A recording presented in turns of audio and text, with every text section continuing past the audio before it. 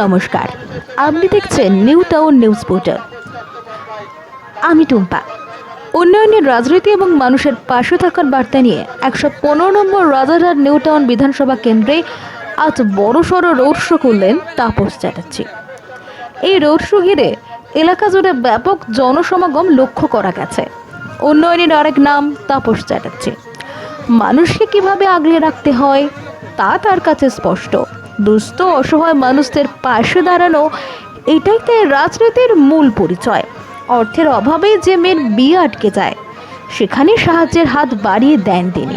চিকিৎসার অভাবে যে মানুষ কষ্ট পান, সেখানেও ভরসায় ওঠেন তাপস চ্যাটার্জি। তাই অনেকেই তাকে বলেন গরিবের রবিনহুড, গরিবের কাণ্ডারি। এদিকে আজ তার নির্বাচনী রোড শোতে রাস্তার দুই ধারে মানুষের ঢল চোখে পড়ার মতো। এই জনসমাগম যেন স্পষ্ট করে দিচ্ছে তিনি কতটা মানুষের হৃদয় জায়গা করে নিয়েছেন। এই রোড শোতে উপস্থিত ছিলেন তার ঘনিষ্ঠ সহযোগী, সহযোদ্ধা ও ছায়াসঙ্গী সমাজসেবী যুব তৃণমূল নেতা খায়রুল মোল্লা।